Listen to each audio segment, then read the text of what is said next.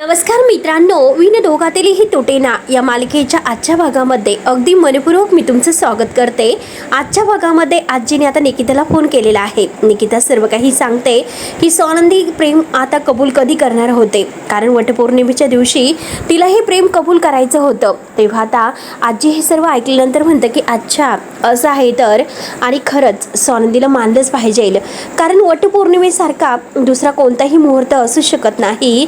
आणि बघ ना, जेव्हा मी स्वानंदीला पहिल्यांदा बघितलं होतं आणि त्यावेळेस मला तिच्यामध्ये आशेचा किरण दिसला होता। तेव्हा निकिता म्हणते की आना हे बघा आजी, अगं ते पहिल्यापासूनच मेड फॉर इच अदर होते, पण अगोदरचा त्यांचा प्रवास किती विचित्र होता। अगदी शब्दानी शब्द मात्र एकमेकांशी भांडत होते। त्यावरती आजी म्हणते की नशीब आदिर आणि रोहन यांच्यामुळे यांचं लग्न तरी झालं। त्यावरती निकिता म्हणते की हो ना, ते तर बरं झालं। आजी म्हणते की अगं स्वानंदीबद्दल तर शंका मला कधीच नव्हती, पण काळजी मात्र मला पिंट्याची वाटत होती। शेवटी बघ ना, अगं नंदूनेच त्याचं मन जिंकलं आणि उशिरा का होईना मात्र गाडी एकदा रुळावर तर आली। त्यावरती निकिता म्हणते की आजी हे बघ, अगं माझ्या मनामध्ये एक आयडिया आलेली आहे, आणि तुला माहिती आहे का त्यांची फर्स्ट नाईट आपण कशी केली होती की त्यांना दोघांना रूम मध्ये कोंडावं लागलं आणि मीच त्यांना कोंडलं होतं। परंतु हे बघ आजी, अगं जशी फर्स्ट नाईट होती ना त्यांची व्हायला हवी होती तशी मात्र त्यांची झालेली नव्हती। तुला मात्र असं वाटत नाही की परत नव्याने मात्र आता यांची पहिली रात्र आहे ती साजरी व्हायला हवी? आजी म्हणते की हो ना, मला तर खूपच वाटतं। आजी म्हणते की अगं पण नक्की काय प्लॅन करावा लागेल? त्यावरती आता निकिता म्हणते की हे एक मिनिट, मला विचार करून दे, नक्की प्लॅन काय करावा लागणार आहे आणि मग आपण ठरवूयात काय करायचं आहे, मी तुला नंतर फोन करते। त्यावरती आता लगेच आजी म्हणते की ठीक आहे, लवकरात लवकर फोन कर। आजी मात्र खूपच खुश असते आणि तेवढ्यात ते फोन ठेवल्यानंतर मलिका येते। मलिका म्हणते की काय झालं आई, आज तर खूपच खुश दिसतात। आजी म्हणते की अगं काय सांगू तुला, नंदू आणि पिंट्या एकदम एकमेकांच्या प्रेमातच पडले आणि कधी एकदा हा परतवंडाचं तोंड बघेल असं मला झालेलं आहे।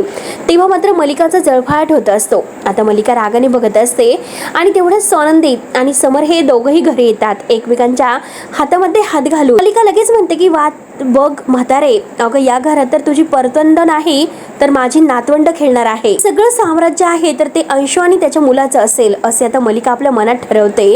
आता आजी लगेच पुढे येते आणि समोर स्वानंदीला म्हणते की थांबा थांबा, कुणाची दृष्ट लागायला नको नवीन जोडप्याला, म्हणून त्यांची दृष्ट काढते। तेव्हा आता समोर म्हणतो की आजी अगं नवीन जोडपं काय, आम्ही नवीन आहोत का? तर स्वानंदी म्हणजे हसते। तर आजी म्हणते की हो नवीनच आहात, आणि हे बघ इथून पुढे मात्र कुणाची दृष्ट लागायला नको तुम्हाला कुणाला, इथून पुढे मात्र एकमेकांशी असं भांडू नका, एकदम असे आनंदात राहा। तेव्हा आता समोर विचारतो की अगं आजी मला एक गोष्ट सांग बरं, आमचं जमलेलं आहे तुला कसं समजलं? तेव्हा मात्र आता आजी म्हणते की आजीला मात्र तू इतक्या हलक्यात घेऊ नको, माझ्या खबरी आहे तर त्या सगळीकडे असतात। समोर म्हणतो की नक्कीच तुम्ही सांगितलेलं आहे, माझ्या खबरी तुम्हीच देतात। त्यावरती स्वानंदी हसते आणि लाजत गाजत म्हणते की नाही हो, त्यांना निकिताताईंनी सांगितलं, मी नाही सांगितलेलं। स्वानंदी लाजतच आतमध्ये निघून जाते। तर आता समर हसतो आणि म्हणतो की डार्लिंग धन्य आहेस तू। तेव्हा आजी मात्र खूप हसत असते, तिला इतका आनंद झालेला असतो की आज तिचं पिंट्या आणि नंदू प्रेमात पडलेले आहे। त्यानंतर इकडे सरपोतदारांच्या घरामध्ये सगळेजण एकत्र जेवायला बसलेले आहेत, परंतु आता मात्र मंदाचं लक्ष नसतं। मंदा आता सोशल मीडियावर आता सुष्मिताचा वट पौर्णिमेचा फोटो शोधत असते आणि तेवढ्यात मात्र आता सगळेजण म्हणतात की आई आई, परंतु आता आईचं लक्ष नसतं। रोहन म्हणतो की आई अगं तुझं काय सुरू आहे, बाबांना काय लागतं याकडे तुझं लक्ष नाही। आदिरा सुद्धा जेवत असते। त्यावरती मंदा म्हणते की अरे थांब जरा, अरे सुष्मिता मात्र तिचा आजचा पूजेचा फोटो टाकणार होती, तो शोधते जरा। की आई तू तर सतत आम्हाला बोलत असते की जेवणाच्या वेळेस मोबाईल वगैरे घेऊ नका, आणि आज मात्र तुझं हे नवीन काय सुरू आहे? मंदा आता परतच म्हणते की हे बघ, अरे माझ्या मुलीची पहिली वटपौर्णिमा आहे आणि माझा आनंदाचा इतका क्षण आहे, तिला कशी साजरी केली असेल जरा बघून दे। त्यावरती बाबा म्हणतात की मुलीची नाही मुलींची आहे असं म्हण, कारण नंदूची सुद्धा वटपौर्णिमा पहिलीच आहे। तेव्हा आता लगेच मंदा म्हणते की हो ना, वाटलंच मला, कारण मला मुलींची तुमच्या बाबतीत लगेच लक्षात राहतं। स्वानंदीची सुद्धा पहिली वटपौर्णिमा आहे, पण माझ्या सुष्मिताची सुद्धा पहिली वटपौर्णिमा आहे हे तुमच्या लक्षात नाही राहिलं वाटतं। तेव्हा लगेच आता म्हणजे मंदा परत तेच म्हणते, स्वानंदीचं सगळं काही तुमच्या लक्षात राहत असतं, पण माझ्या सुष्मिताच्या बाबतीत तसं नसतं, आणि ते कसं लक्षात राहील, मुलींचं तर कौतुक आपण करायलाच हवं। आणि तेवढ्यात मात्र आता सुष्मिताचे फोटो तिच्या मोबाईलवर येतात। शिशुवंनी आता तिला उचलून घेतलेला आहे, हे फोटो पाठवलेले असतात। मंदा खूप खुश होते आणि म्हणते की काय सुंदर फोटो आलेत, काय मस्त आलेत। सगळ्यांना ते फोटो दाखवत म्हणते की बघा, अहो बघा, म्हणजे कसा लक्ष्मीनारायणाचा जोडा शोभून दिसतो. कोणी मात्र बघायला तयारच नसतात. बाबा सुद्धा जेवण करत असतात आणि रोहन, अधिरा सुद्धा. कोणी मंदाकडे लक्ष देत नाही. मंदाची बडबड सुरूच असते. मंदा म्हणते की ते आपले जावई आहे, परंतु तुम्हाला अंशुमन बद्दल काहीच वाटत नाही. ते आपले जावई आहे याचा तरी विचार करायला हवा. बघा बघा, सुष्मिताला त्यांनी उचलून घेतलं पूजा करायला. 7 फेरी पूर्ण केली त्याची. आणि सांगा ना, कुठला नवरा आपल्या बायकोसाठी इतकं सर्व काही करतो? रोहन विचारतो की तिला चालता येत नव्हतं का? तिला उचलण्याची काय गरज होती? मंदा म्हणते की अरे तिच्या पायाला लागलेला आहे. त्यावरती मंदा असं म्हटल्यानंतर बाबा म्हणतात की कसं काय, नक्की बाथरूम मध्येच पडले की दुसरं आणखीन काय? त्यावरती आता मंदा म्हणते की आणखीन दुसरं काय असणार? अंशुमन माणूस कसा आहे याचा विचार कर आणि तूच विचार कर की नक्की काय असेल ते. तेव्हा आता मंदा डोक्याला हात लावते आणि म्हणते की झालं एकदाचं सुरू. प्रत्येक गोष्टीमध्ये तुम्हाला वाईट अर्थ कसा असतो? अहो त्याने आपल्या सुष्मिताला पाडलं का? काय बोलतात? किती काळजी घेतो तो आपल्या बायकोची.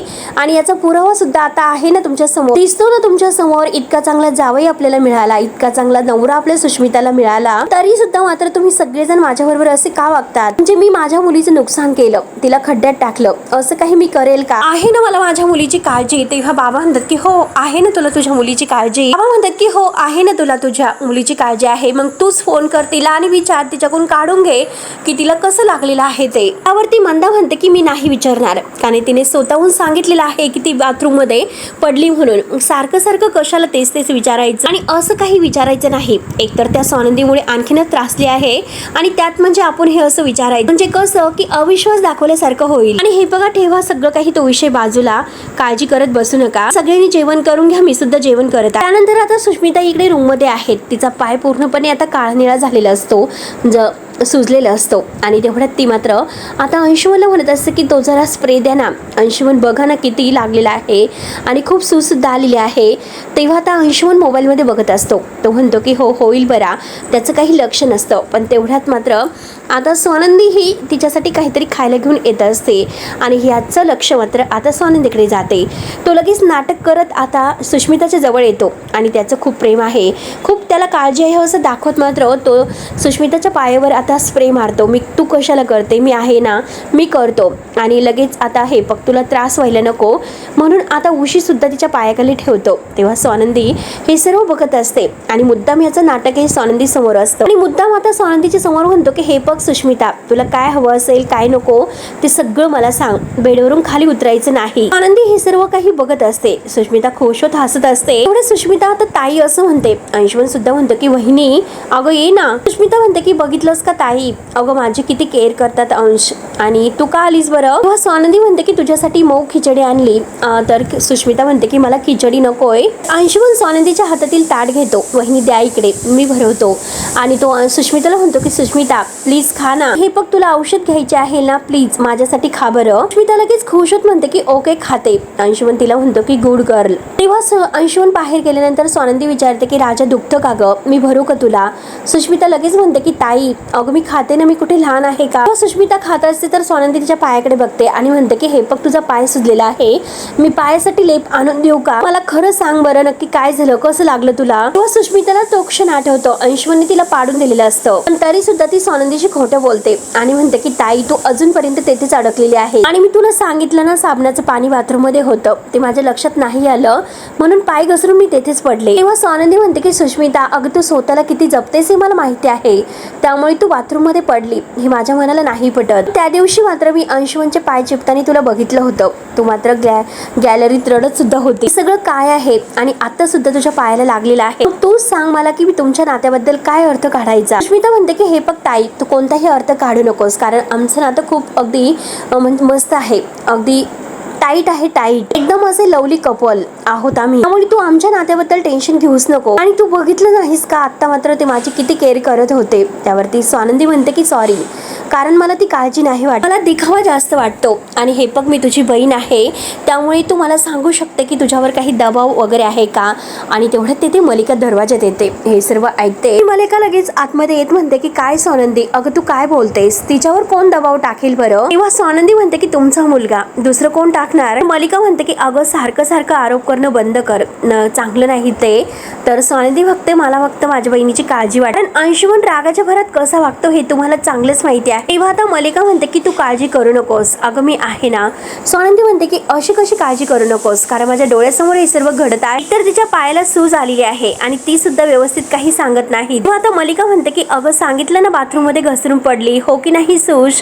तेव्हा आता सुष्मिता म्हणते की हो मी सांगितलं ना ताईला. तर मलिका म्हणते की अगं सारखं सारखं आरोप करणं चांगलं नाही, आणि बघितलंस ना आज वटपौर्णिमेच्या दिवशी अंशुमने तिला उचलून नेलं, तो तिची किती केअर करतो. आणि हे बघ आपण त्या दोघांना एकत्र आणण्याचा प्रयत्न करायला पाहिजे. आपण मात्र काय करतो की त्यांच्यामध्ये टेन्शन क्रिएट करतो. तसंही तुला एकटीलाच तिची काळजी नाही, अगं मला सुद्धा तिची काळजी आहे, मी आहे ना तिच्या बरोबर. त्यावरती आता सुष्मिता म्हणते की ऍक्च्युली ताई तो आम्हाला थोडीशी पेस दे, मी जातो, मी खाते पूर्ण. तेव्हा मलिका म्हणते की अगं जा ना, तुला खूप कामं असतील. तर स्वानंदी म्हणते की ओके, जर काही लागलं तर सुष्मिता मला आवाज दे, तेच आहे तुझ्यासाठी. आणि तिच्या डोक्यावर अगदी प्रेमाचा हात फिरवते. आणि तेवढ्या स्वानंदी बाहेर निघून जाते आपल्या रूम मध्ये. तर मलिका लगेच सुष्मिताला म्हणते की बघितलंस का, मी तुला म्हणले होते की स्वानंदी नक्की खोदून खोदून तुला हे सर्व विचारणार, शेवटी बघ कसं विचारलं. आणि हे बघ परत येईल, परत तुला विचारेल, आणि तुला तर माहितीच आहे की काय करायचं आहे. सुष्मिता म्हणते की जास्त बोलायचं नाही, काही सांगायचं नाही. तर लगेच मलिका खुश होते आणि गुड गर्ल असं म्हणते. खूप प्रेमाने तिच्याशी बोलते की अगं मी आहे ना तुझ्यासोबत, मी भरू का तुला, मी भरवते असे बोलून मात्र ती आता सुष्मिताला घास सुद्धा भरवत असते. 2 घास भरवते आणि म्हणते की आता घे तू खा, मी आलेच. त्यानंतर इकडे समोर रूम मध्ये आहे तर आनंदाने निकिताशी बोलतोय. तर निकिता म्हणते की हो आजीला मी सांगत होते इतकी वर्ष. तर समोर म्हणतो की बघ ना आनंद, तुझी बायको कशी आहे, इतके दिवसात तू खबरी मात्र आजीला पोहोचत होती. तर तेव्हा लगेच आता ही निकिता म्हणते की हो अरे तो सुद्धा आमच्यातीलच आहे, तो सुद्धा सामील आहे बर का. आणि हसतोच कसा बघ मोठा. तेव्हा समोर म्हणतो की अरे बापरे, म्हणजे तुम्ही दोघं माझे इतके जवळचे मित्र असून सुद्धा तुम्ही. तर निकिता म्हणते की हो अरे मित्र आहोत ना म्हणूनच करतोय आम्ही. समोर म्हणतो की लक्षात ठेवेल मी सगळं. निकिता म्हणते की आजचा दिवस लक्षात ठेवायचा आहे, सगळ्यात महत्वाचं ते आहे. प्लीज समोर हे पुढे कधी विसरायचं नाही, लक्षात ठेव. हे बघ अॅनिव्हर्सरी मात्र कसे लक्षामध्ये ठेवतात, तसाच हा दिवस सुद्धा बाळा खूप महत्वाचा आहे. तेवढेच समोर हसतो. आता म्हणतो की यस, आणि त्याला तो क्षण आठवतो. स्वानंदी त्याला आय लव्ह यू म्हटलेली असते. समोर मात्र त्यामध्ये हरून जातो. आनंद म्हणतो की समोर. निकिता म्हणते की बहुतेक राजवाडे हरवले पुन्हा एकदा. परत निकिता म्हणते की राजवाडे ओ राजवाडे परत या. आनंद त्याला विचारतो की अरे मला एक गोष्ट सांग, जेव्हा स्वानंदी बहिणीने तुला प्रेम व्यक्त केलं त्यावर तुला काय वाटलं बरं.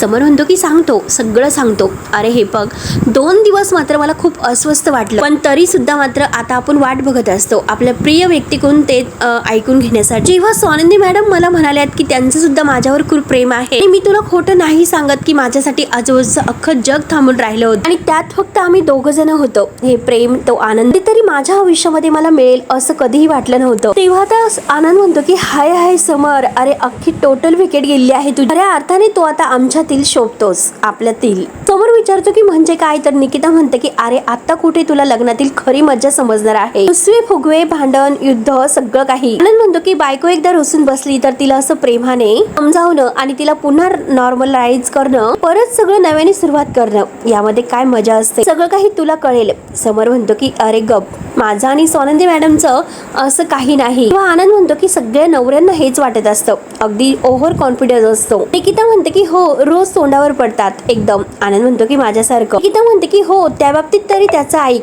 कारण त्याचा अनुभव दांडगा आहे. की त्याला म्हणते की अरे आता या पुढे मात्र रोज बायकोला आय लव्ह यू म्हणायचं, विसरायचं नाही, रोज मात्र तेच ते करायचं, कारण मात्र द्यायची नाही. तर समोर म्हणतो की ठीक आहे ते तर मी करणारच आहे. तर आता आनंद म्हणतो की अरे हे बघ आज मात्र काय काय केलं, ऑफिसमध्ये काय घडलं, मीटिंग्स कोणाबाबत म्हणजे बरोबर झाली, सगळं काही न विचारता बायकोला सांगून टाकायचं. जर कुठे नवीन बायको जर बाई भेटली तर ते सुद्धा लगेच बायकोला सांगायचं, तिच्यापासून हे लपवायचं नाही. तेव्हा आता समोर म्हणतो की मी कशाला काही लपून ठेवेल.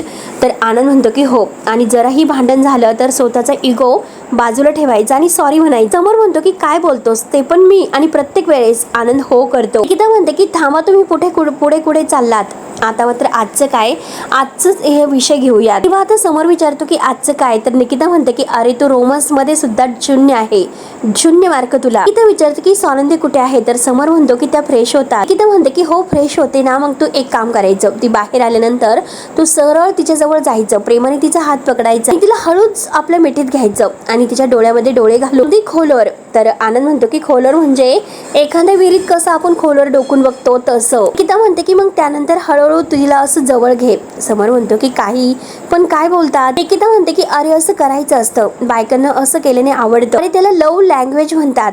समर म्हणतो की तुमची लव्ह लँग्वेज आहे ना तुमच्याकडेच ठेवा, मी असलं काही करणार नाही सांगून ठेवतो. तो लगेच फोन ठेवतो. दोघेही म्हणतात की अरे ऐक ना. तर समरने फोन ठेवलेला असतो आणि तेवढंच आनंदी बाहेर येते फ्रेश होऊन. आनंदी विचारते की काय झालं राजवाडे, एकटेच का हसतात तुम्ही. समर म्हणतो की काही नाही, आनंद आणि निकिता होते काहीतरी आगाऊपणा करत होते. आनंदी विचारते की आगाऊपणा म्हणजे नक्की काय. समर म्हणतो की आपल्याबद्दल ते काहीतरी बडबड करत होते. आनंदी विचारते की काय बडबड करत होते. त्यांची लव्ह लँग्वेज मला शिकवत होते. निकिता तर इतकी आगाऊ आहे आणि म्हणत होते की स्वानंदी मॅडमचे असे हात मात्र हातामध्ये धर. आणि तेव्हा स्वानंदी लगेच आपला हात पुढे करते आणि म्हणते की धरा की मग हात हातामध्ये धरा असं म्हणते. समर विचारतो की खरंच. तेव्हा तर दोघे एकमेकांच्या हातात धरून एकमेकांकडे बघत असतात. रोमॅन्टिक होऊन आता दोघेही एकमेकांच्या डोळ्यात डोळे घालून बघत आहे. आणि तेवढ्यात स्वानंदी मात्र आता जवळ येते आणि समोरच्या गालाला हात लावते. मलिका मात्र आता हे सर्व डोकावून बघत असते आणि तिला धक्काच बसतो आणि म्हणते की बापरे, यांचं नक्की काय चाललं, नको असं, यांच्यातील अंतर वाढायला हवं. हे दोघं मात्र कमी करतात, मला असं नाही चालणार. म्हणून मलिकाचा खूपच जळफाट होतो आणि दोघंही आता एकत्र येणार असतात आणि त्यात म्हणजे ही मलिका आलेली असते. तर मित्रांनो, हा भाग येथे संपतो. पुढे नक्की काय होईल बघायला विसरू नका.